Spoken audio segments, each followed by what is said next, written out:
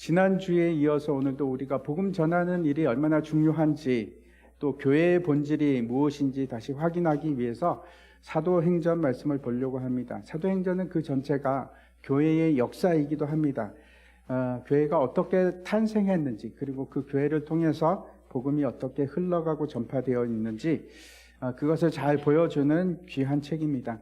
사도행전에서 세 가지 중요한 사건이 있는데, 첫 번째는 우리가 지난주에 봤던 것처럼 오순절날 성령이 임한 사건입니다. 성령이 임하자 그때부터 교회가 전도하기 시작합니다. 복음을 외치기 시작했습니다.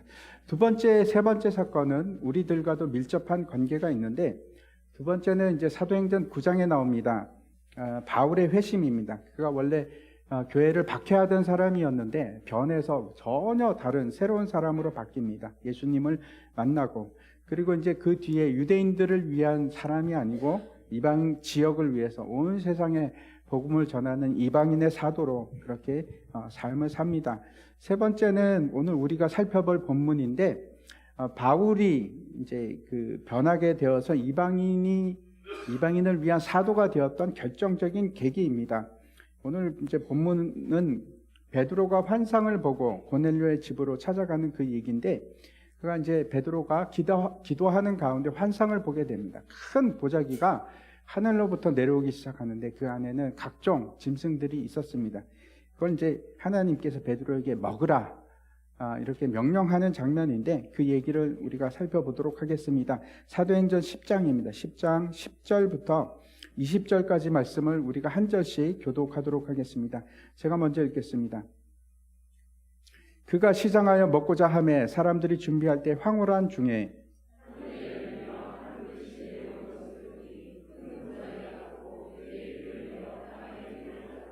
그 안에 있는 땅에 있는 각종 네 발 가진 짐승과 기는 것과 공중에 나는 것들이 있더라.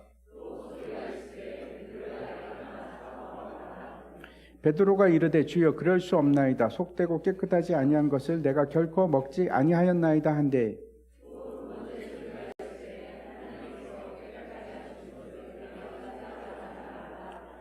이런 일이 세 번 있은 후 그 그릇이 곧 하늘로 올려져 가니라.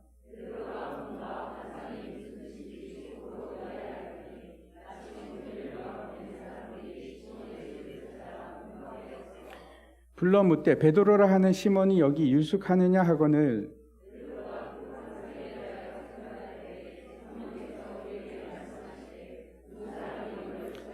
같이 읽겠습니다.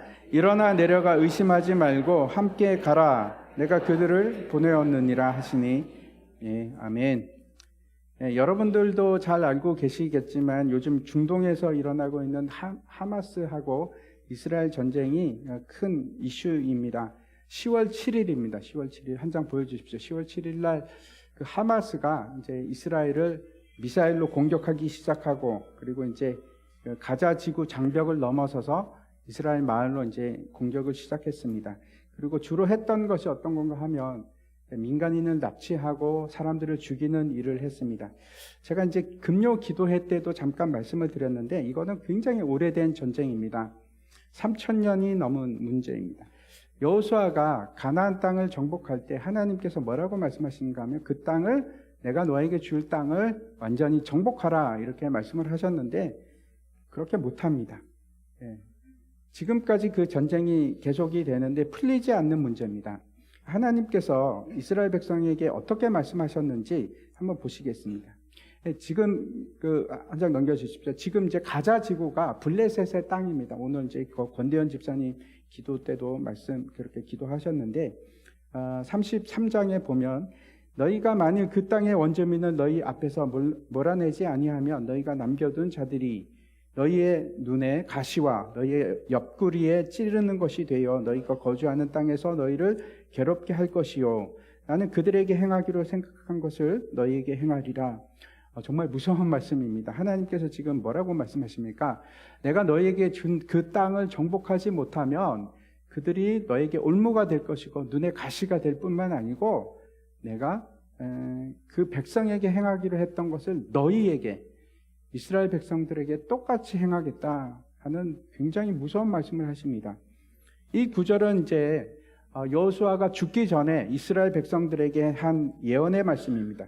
제가 이제 다 읽지는 않았지만 결국 그 내용이 이런 겁니다. 너희가 만약에 그 민족들을 쫓아내지 못하면 그들이 올무가 되고 그들의 우상을 너희들이 섬기게 될 것이고 결국 그 아름다운 땅에서 너희는 멸망할 것이다. 이런 말씀입니다. 그리고 우리가 잘 알고 있듯이 이 예언이 그대로 성취됩니다. BC 586년에 바벨론에 의해서 이스라엘이 완전히 멸망을 당하고 그 다음에 이제 고레스에 의해서 다시 이제 나라를 세우게 됩니다. 그런데 그 나라도 로마 제국에 의해서 AD 70년에 완전히 멸망을 합니다. 그리고 이제 전 세계로 흩어져서 핍박을 당하게 되는데 대표적으로 우리가 잘 알고 있듯이 나치에 의해서 600만 명이 죽습니다. 어마어마하죠. 그리고 스탈린에 의해서는 이거는 잘 알려 있지 않지만 스탈린이 죽인 유태인들이 1000만 명입니다. 어마어마하게 그 고난을 당한 민족입니다.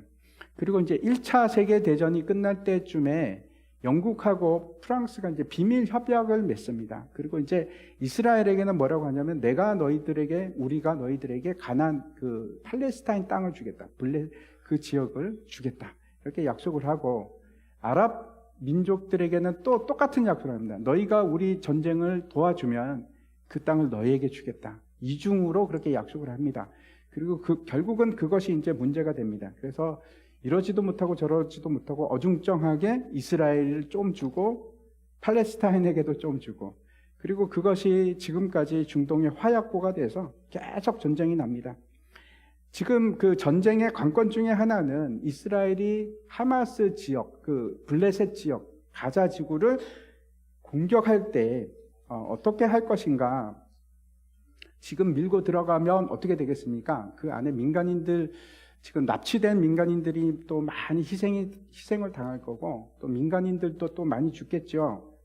그래서 아마 하마스는 그걸 가지고 또 이스라엘에 대해서 아랍권과 함께 맹비난을 할 겁니다. 이러지도 못하고 저러지도 못하고 하마스가 노리는 점입니다. 그렇게들 많이들 얘기합니다. 제가 어제 그 하마스가 이스라엘 공격을 했을 때 그 많은 사람들이 이제 죽였는데 그 시체들을 그 처리하는 자카팀이라는 그 팀이 있습니다. 그 자카팀의 그 기자회견을 제가 잠깐 보게 됐습니다.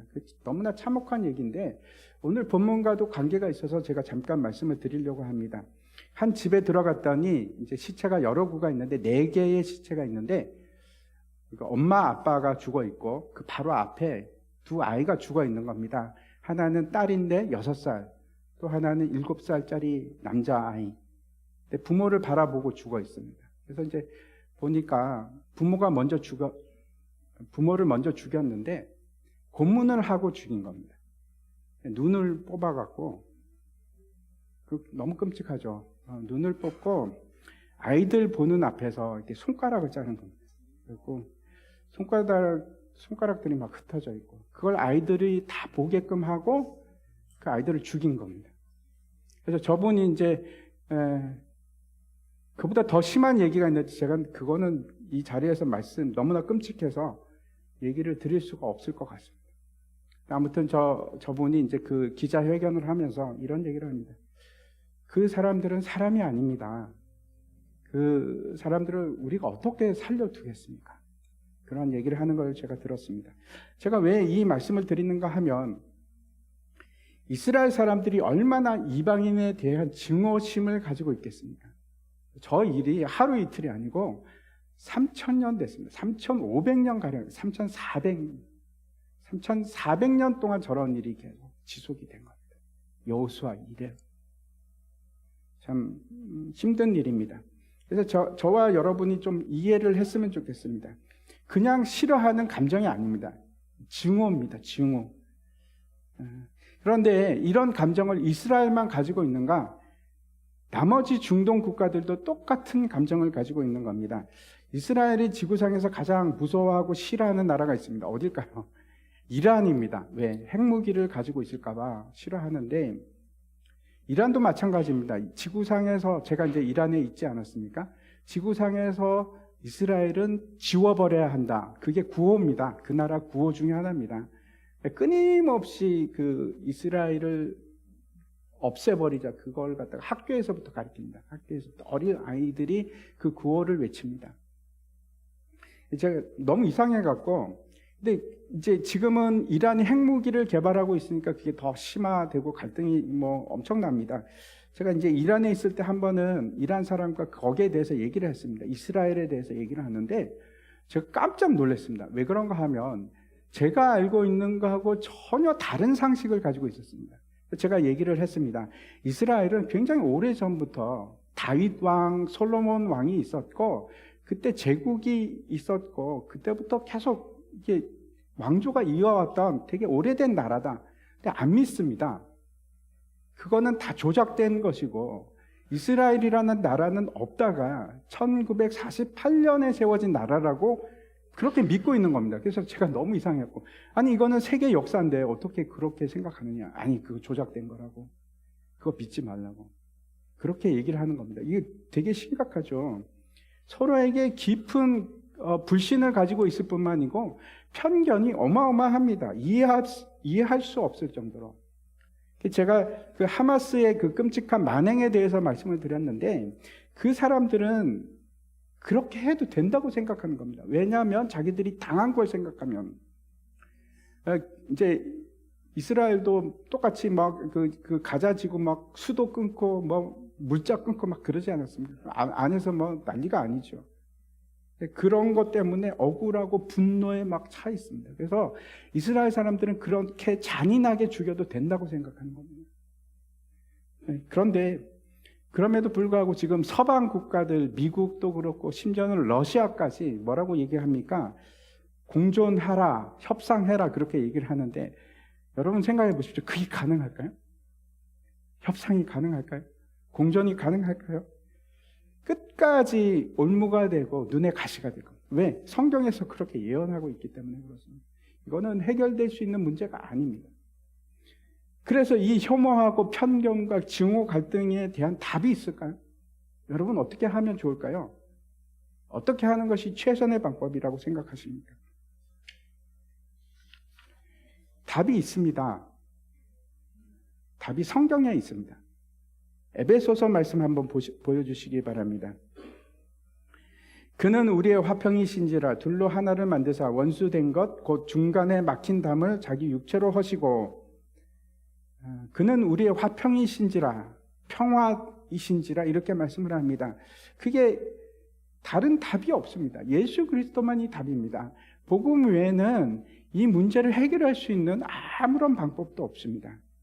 예수님의 이름이 평강의 왕입니다. 그 이사야서 보면 우리에게 한 아기가 우리에게 낳는데 그 이름은 뭐라고 합니까? 기묘자라 전능하신 하나님이라 영존하신 아버지라. 그러면서 마지막 이름이 뭔가 하면 평강의 왕이라. 그 평강의 왕이라는 것이 사르 샬롬이라는 겁니다.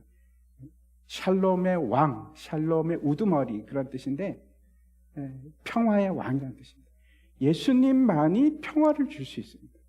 다른 해결책은 없습니다.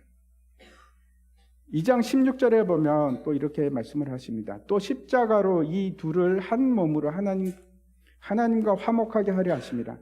원수된 것을 십자가로 소멸하시고 또 오셔서 먼 데 있는 너희에게 평안을 전하시고 가까운 데 있는 자들에게 평안을 전하셨으니 그리스도의 복음 외에는 아무런 방법이 없습니다. 지금도 이스라엘에는 메시아닉 주가 있습니다. 예수님을 믿는 유대인들이 있고 팔레스타인에도 예수 믿는 사람들이 꽤 많이 있습니다. 근데 그분들은 싸우지 않습니다. 우리는 하나라고 외칩니다. 형제 자매라고 하고. 전혀 다르죠. 예수 그리스도 외에는 이 문제를 혐오와 증오와 편견을 풀 수 있는 방법은 없습니다. 그래서 유일한 방법은 이스라엘도 예수를 믿어야 되고 팔레스타인 사람들도 예수를 믿어야 됩니다. 그 방법밖에는 없습니다. 오늘 제가 이제 서론을 좀 길게 말씀드렸는데 다시 사도행전으로 돌아가서 어떻게 이방인들에게 복음이 전해지게 되었는지 살펴보도록 하겠습니다. 사도행전 10장 1절과 2절 말씀 한번 보여주시기 바랍니다. 가이사랴에 고넬료라 하는 사람이 있으니 이달리아 부대라 하는 군대의 백부장이라. 그가 경건하여 온 집안과 더불어 하나님을 경외하며 백성을 많이 구제하고 하나님께 항상 기도하더니, 이 이야기는 이제 고넬료라는 사람으로부터 시작합니다. 이름이 고넬료입니다. 라틴 이름입니다. 여기 좀 그 느낌이 오십니까? 료 이렇게 끝납니다. 라틴 특징 중에 하나입니다. 이 사람이 이달리아 부대의 백부장이다 이렇게 되어 있는데, 이달리아 그러면 금방 떠오르시죠? 이태리가 맞습니다. 우리가 생각하는 이태리가 맞습니다. 이태리대, 그러니까 로마 부대의 백부장입니다. 당시에는 이 고넬료가 사는 가이사라는 어떤 곳인가 하면 총독이 사는 관저가 있습니다. 총독이 사는 곳이고, 이제 빌라도 같은 사람들이 다 여기 살았었습니다. 관저가 있고, 당연히 거기는 주둔 부대가 있는데, 보통 이제 그 로마 군대는 용병으로 이루어져 있습니다. 그래서 오래 복무하면 시민권을 주기도 하고, 그래서 용병들이 참 많은데, 여기는 다릅니다.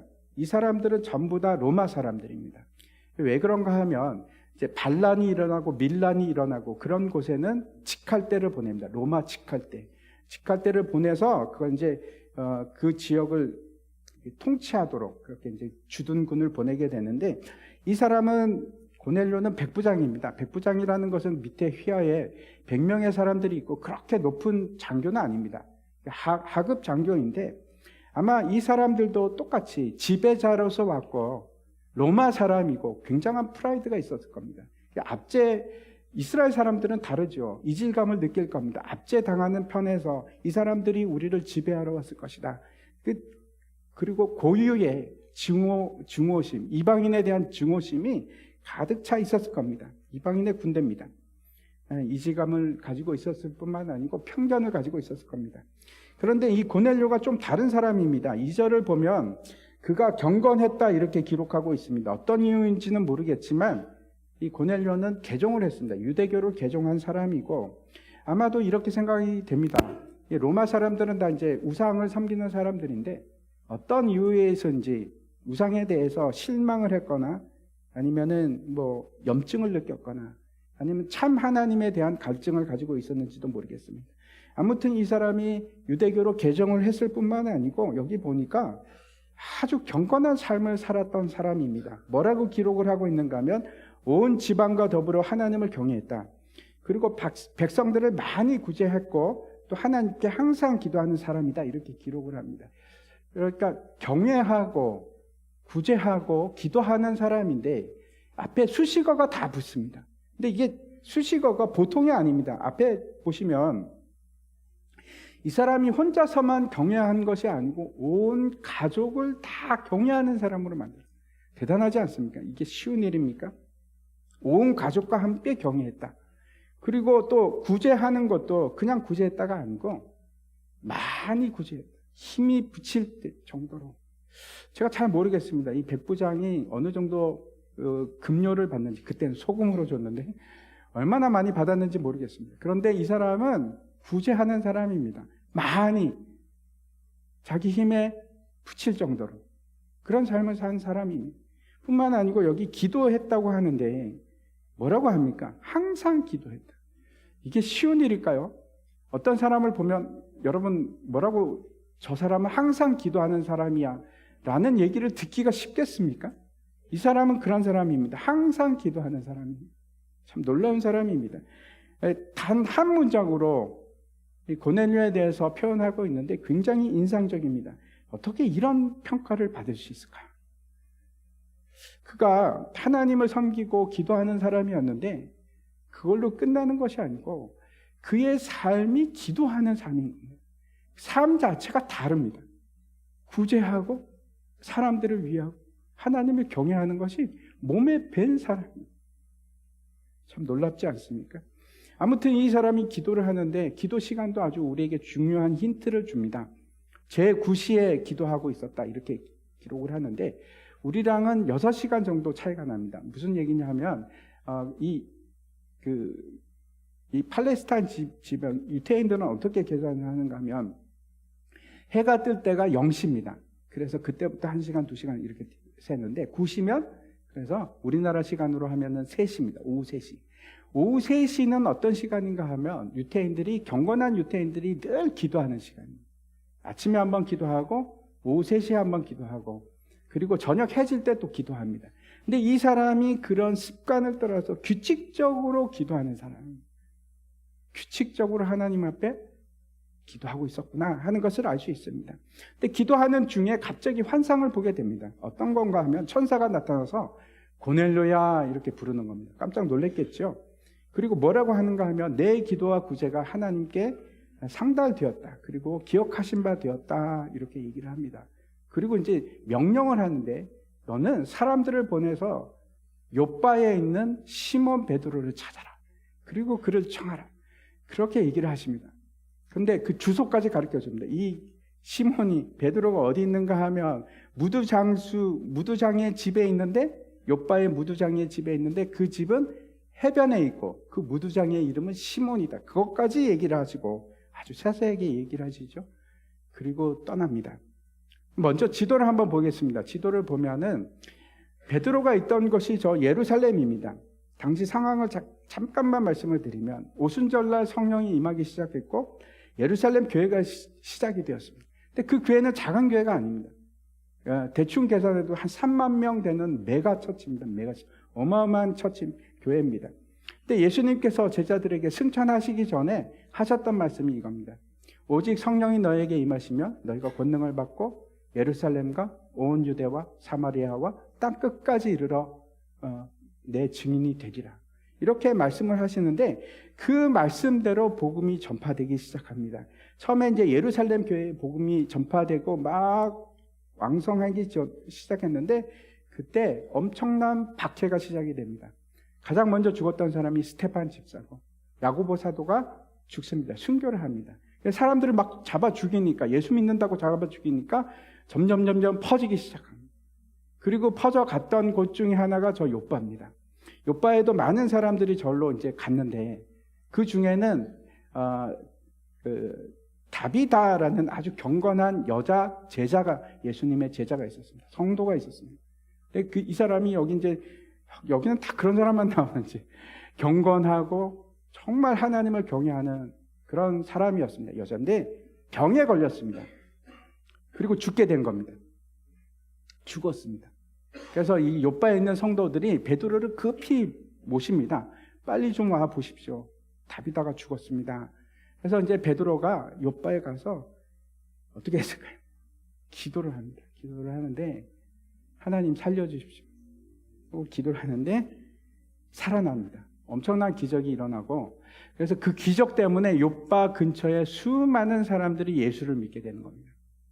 그리고 이제 그 복음 전도를 위해서 베드로는 계속 거기에 머물러 있습니다. 근데 그 집이 어디였는가? 무두장이 시몬의 집. 이 무두장이라는 것은 어떤 뜻인가 하면 가죽을 세공하는 피역 제품을 만드는 사람입니다. 근데 생각해 보십시오. 피역 제품을 만들려면 짐승을 죽여야 됩니다. 그렇죠.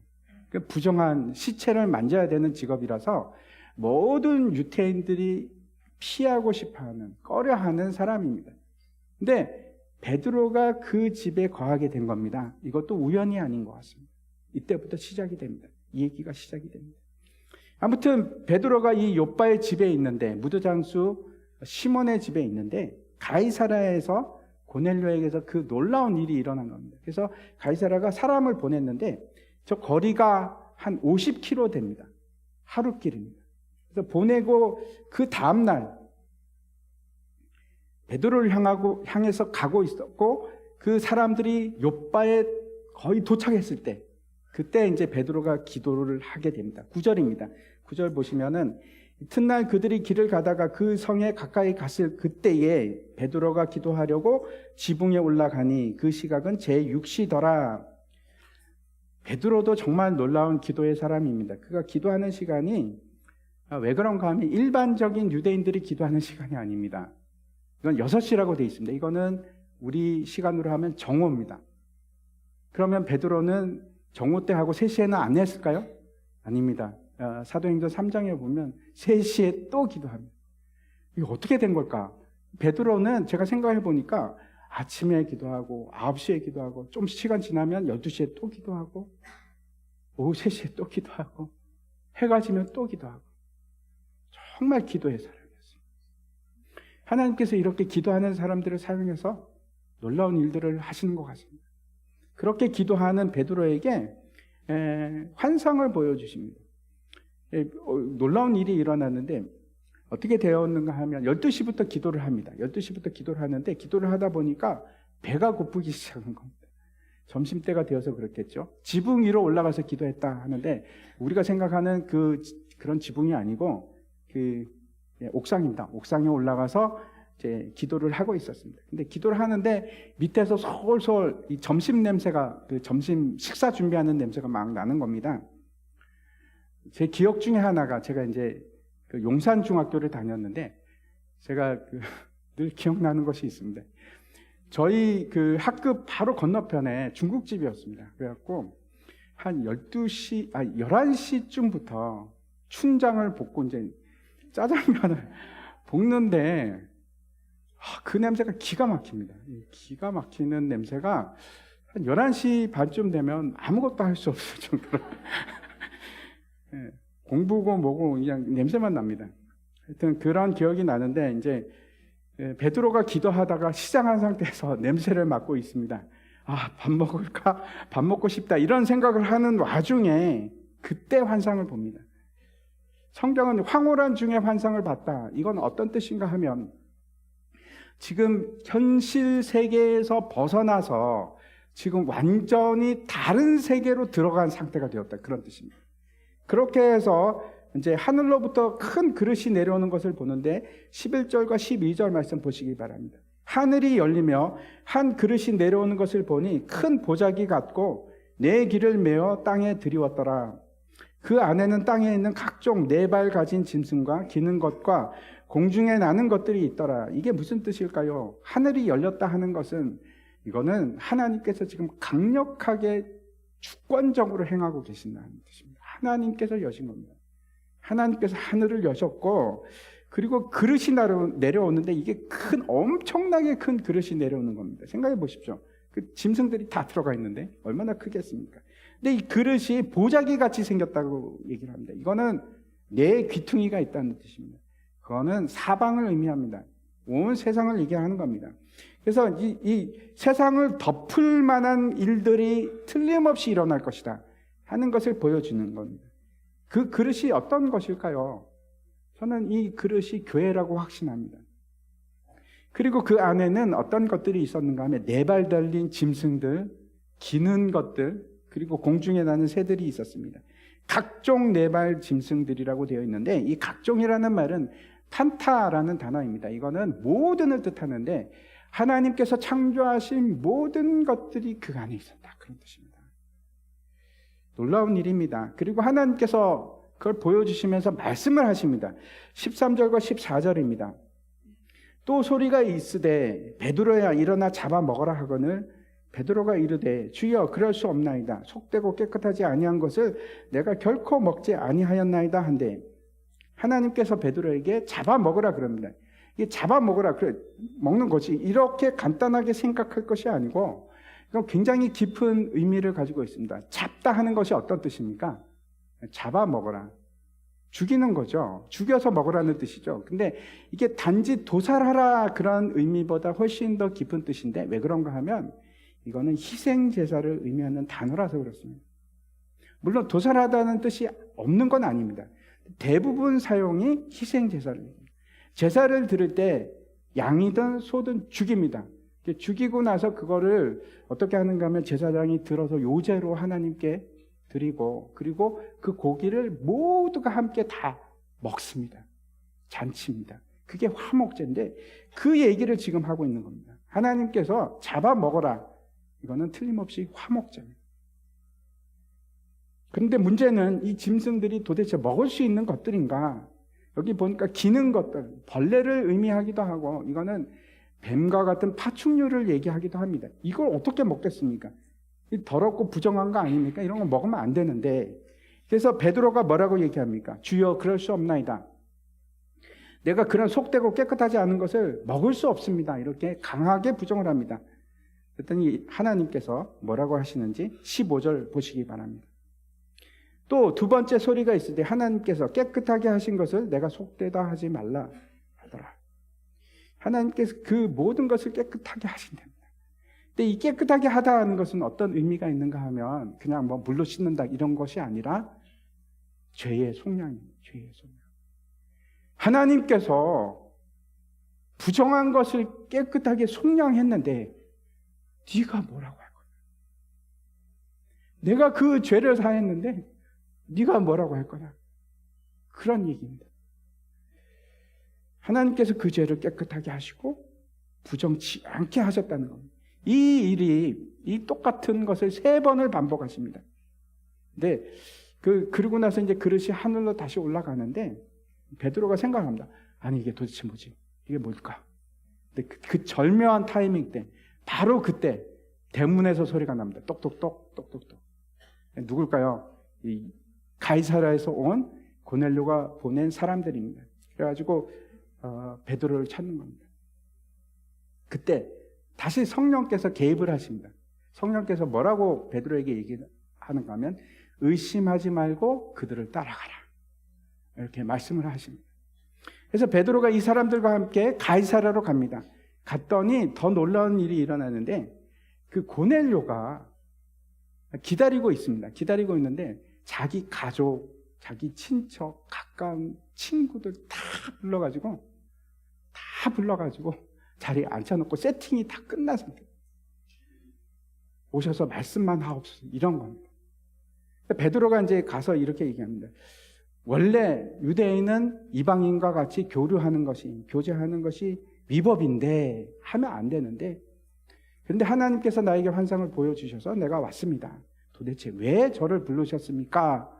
라고 물으니까 이제 자초지정을 이 고넬료가 다 얘기를 합니다. 그때 이제 베드로가 이렇게 얘기합니다. 하나님께서 각 나라 사람 중에서 하나님을 경외하는 사람을 다 받아주시는 것을 제가 이제야 깨달았습니다. 하나님께서 이방인도 받으시는 것을 제가 깨달았습니다. 그리고 예수 그리스도의 복음을 전하기 시작합니다. 죽으심과 부활하심 그리고 죄사함에 대해서 얘기하는데 그때도 절묘한 타이밍 바로 그때 성령이 강력하게 임하시는데 그곳에서 말씀을 듣고 있던 모든 사람들이 다 성령을 받습니다. 그냥 받는 것으로 끝나는 것이 아니고 방언을 막 얘기하면서 방언을 말하면서 하나님을 찬양하기 시작한 겁니다. 다 놀랍니다. 베드로와 함께 갔던 그 예루살렘 교인들이 요바까지 있던 그 사람들까지. 그래서 그 사람들이 깜짝 놀라면서 야, 이 사람들이 우리와 같이 성령을 받았으니 이 사람들에게 물세례도 줘야 되지 않겠느냐. 그러면서 이제 물세례를 주고 이것이 베드로와 예루살렘 교회의 편견이 깨어지고 드디어 복음이 이방인에게 넘어가는 최초의 사건입니다.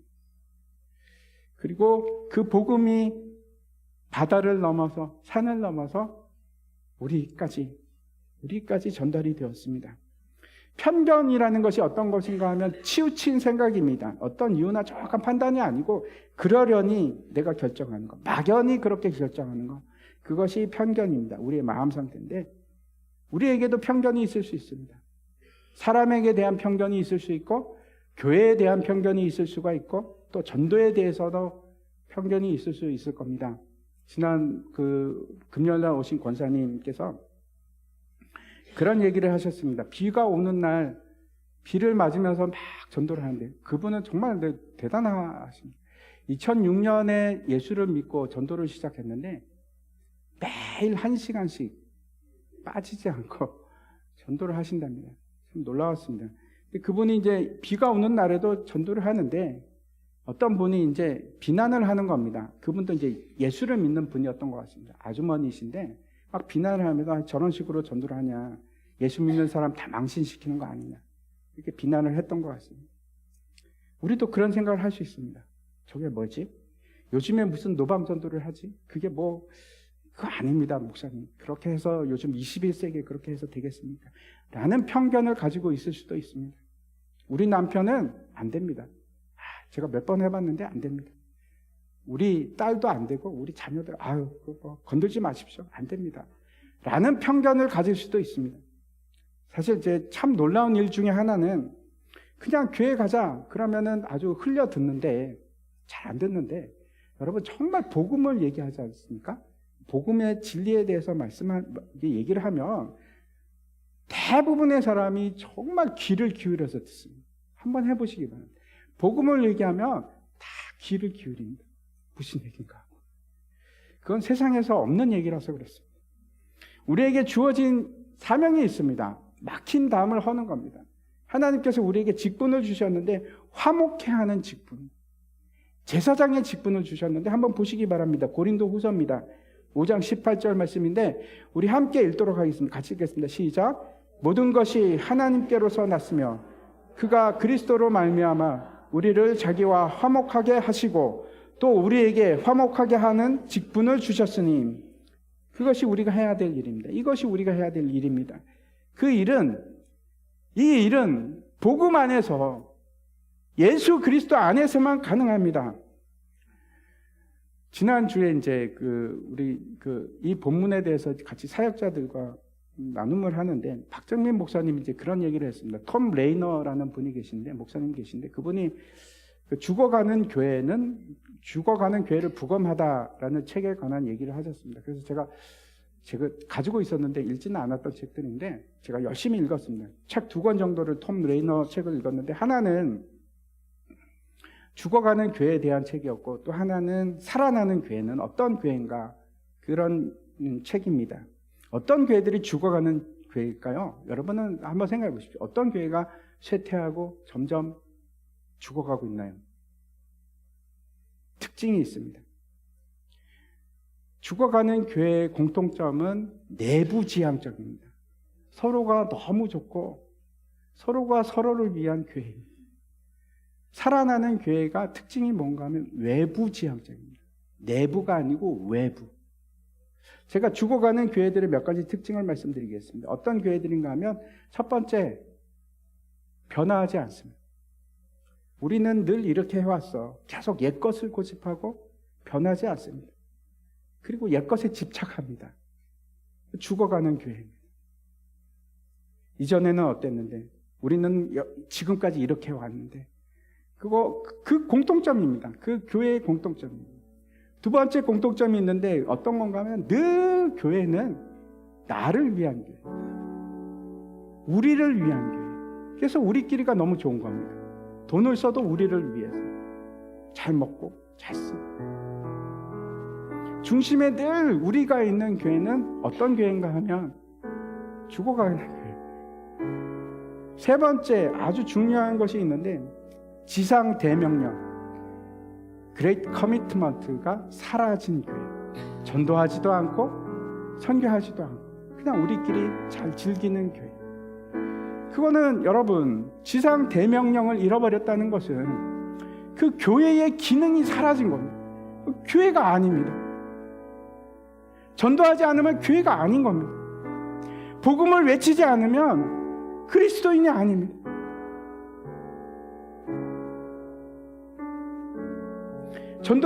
전도하지 않고 선교하지 않으면 그거는 그냥 단체입니다.